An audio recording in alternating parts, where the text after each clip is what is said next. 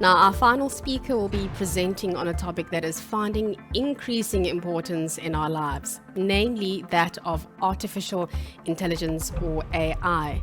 Now, Andrew Tarver is one of the leading minds on the subject, and he shares his thoughts on the role that it will play today and in the future. Andrew, looking forward to hearing from you. Thank you, Timi. Hello, everyone. My name's Andrew Tarver, as introduced, and today I'm going to talk to you about the impact of data and AI within the wealth management industry.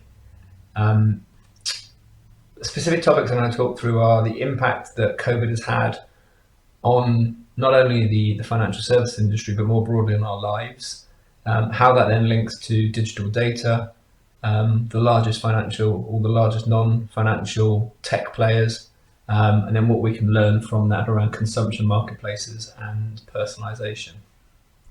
So I would like to start with a slide which I used probably 6 years ago in a similar presentation to Ned, which talked about Albert Einstein. And it's not about the strongest of the species that survive, nor the most intelligent, but the ones who are most responsive to change. And I think what we've seen over the last 5 years is that a new species thrive in a new environment. And that new environment has been especially pronounced within the last 18 months when we've been locked in our houses and generating and consuming vast amounts of digital data. And that new species has thrived because they built their businesses around data and intelligence. So let me take you through examples. The first is, as we will all know, online sales have increased significantly as a result of COVID. People are connecting to companies and to other people through digital channels. And the graphic on the right-hand side, very simply, demonstrates that only in the US market, retail sales, or the penetration of e-commerce on retail sales, took between 2009 and 2019 10 years to grow 10%. And then in the course of 6 months, 9 months, you had an 18% growth. And that has been seen across the world. As a result, our world has changed into a more digitally acceptable environment. And again, there are certain companies who thrive in that. A second trend is around wealth management, and specifically how wealth divide is getting much bigger, with the poor suffering much more than the wealthy, and the wealthy getting richer and richer. This is a significant change to the demographic at an accelerated pace. There's been loss of jobs, there's been reduction in income, and the poorer are getting poorer, but the wealthier who have money invested are getting richer. Add to this a little bit further, you're starting to look at the next generation, the youngest generation, are the ones who are suffering the most. And these statistics are from the UK, but again, you can see very clear correlations within other countries globally. Unemployment in 16 to 24-year-olds has increased from 10% to nearly 14% in the first 6 months of COVID and has continued to grow. The rise in the young people claiming benefit is demonstrated by the graphic in the top right corner, whereby the diagram gets darker the more benefit that's being claimed. Furloughing has impacted the youngest generation most, which has led to long-term redundancy. And we all across the world understand the impact of a lack of education and the impact that has of not having quality education on the future prospects. This further amplifies the importance of intergenerational wealth transfer. It was predicted prior to COVID that between 25 and 30 trillion would change hands. But as the rich get richer and the young become more dependent, there will be probably an accelerated transfer of that wealth. So we are moving towards a new world order. There are some burning platforms out there around the youngest generation, around the rich and the poor divide, but also accelerated most profoundly by the online change and the physical interactions that we don't have now as a result of COVID. And there are some companies out there that are thriving. I talked about it at the beginning. You've got on the right-hand side what I would call the tech companies, which are famously known as FAGMA. And they have grown over the last 5 years between 200 and 500%. On the left-hand side, you have some of the biggest financial services companies in the world, some of which have shrunk, some of which have grown by 3 or 4%, and a couple which have grown 140, 130%, but nowhere near the right-hand side in terms of the tech companies.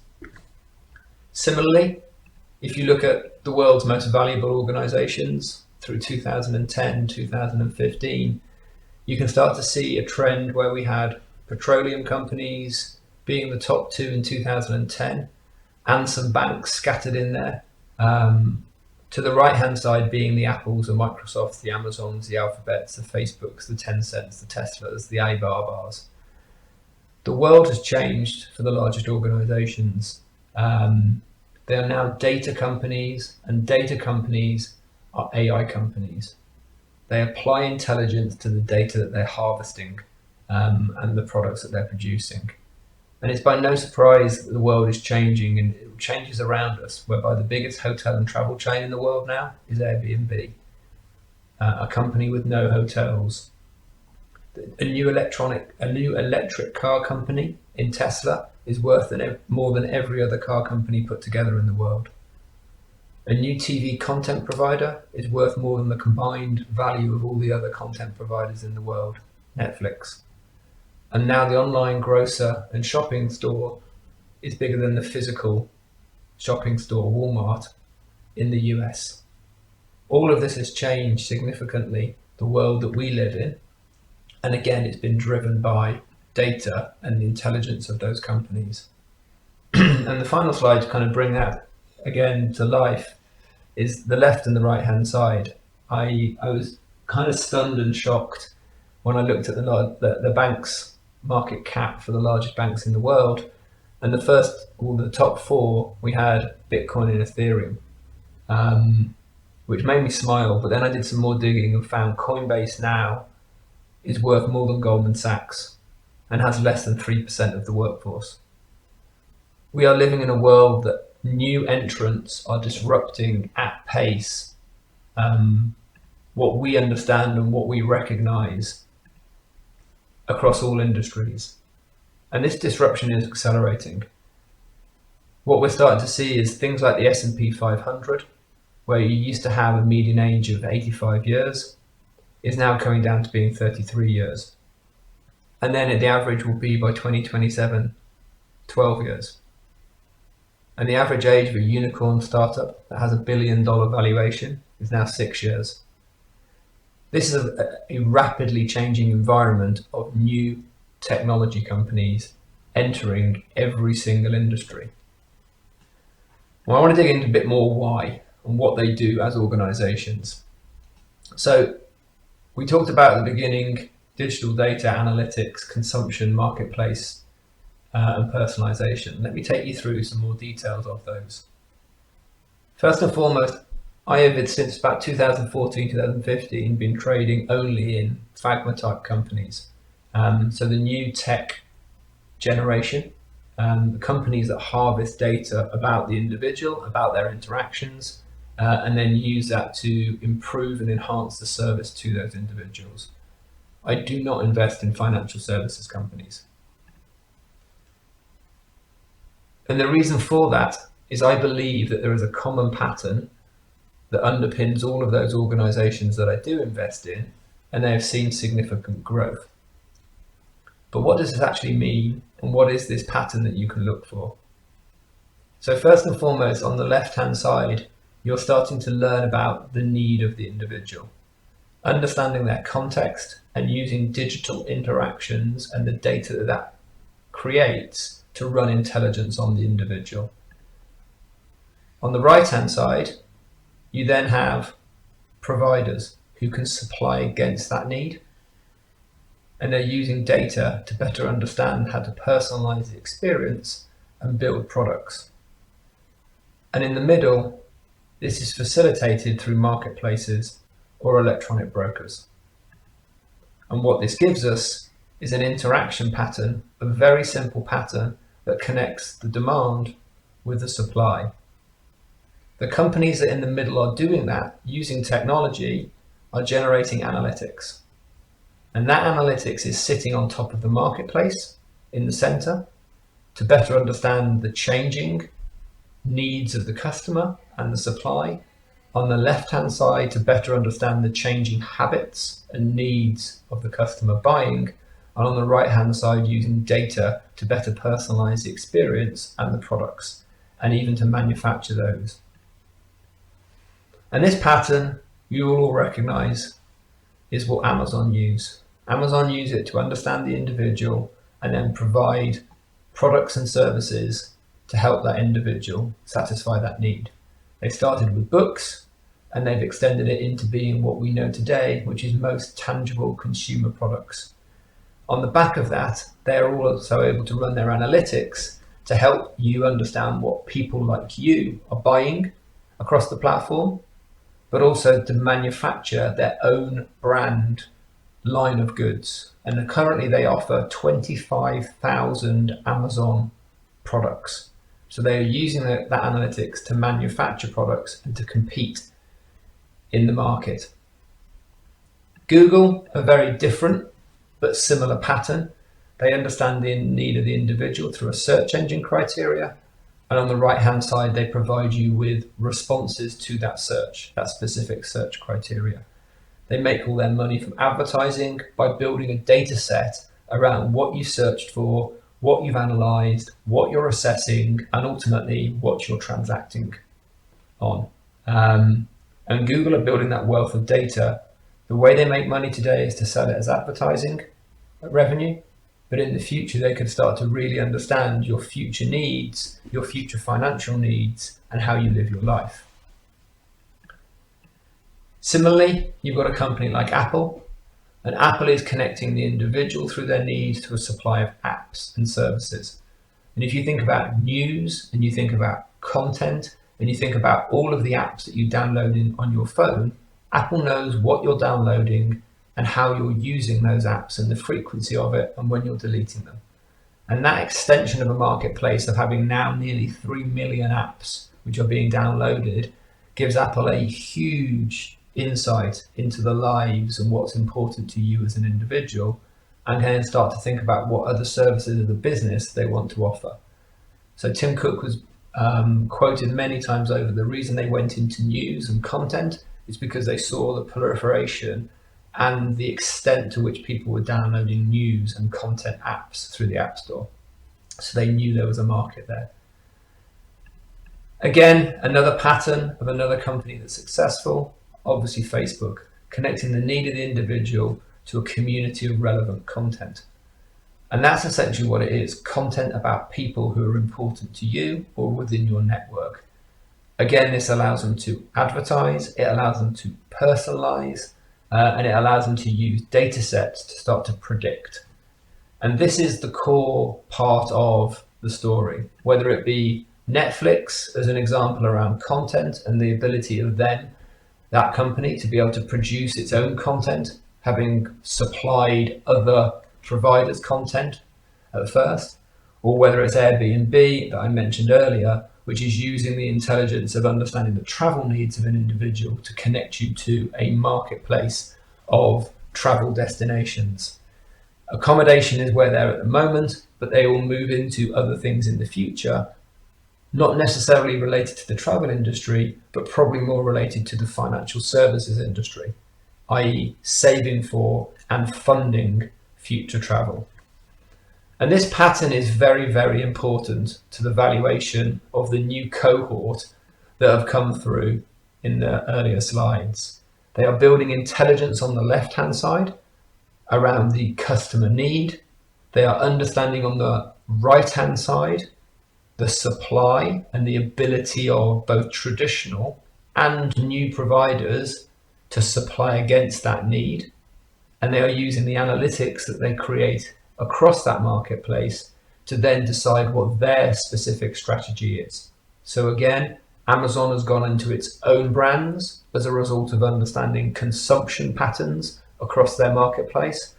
They have extended their product set based on consumption patterns across their marketplace, and they are highly likely in the future to also start to offer financial products to allow you to transact and purchase the items across their marketplace. It is a natural extension. So why are we not seeing this in financial services? And is this contributing to the lagging enterprise value of the financial services companies that I demonstrated at the beginning? What we're starting to see is a shift. Some of the big financial institutions are now starting to partner with some of the big data institutions. Apple and Goldman's through the Marcus relationship, Amazon and Goldman's through an SME lending platform, Amazon on Chase through a retail lending platform, Google and Citi around core banking, and probably the most famous but probably the most misunderstood is the Alibaba and Financial relationship which exists. And this, to me, the final one, Alibaba and Financial, is at the heart of a great case study to kind of talk about wealth management, merchants, payments, lending, savings. All of these things are combined. And what happened is at the beginning, Alipay was just a mechanism to be able to see your finances, ingest financial data from ICBC, from CCB, from all of the big three banks, and then to use that data to connect you to an ecosystem of merchants. So now, Ant Financial has a relationship with around 1.2 billion users, so it's up from 780.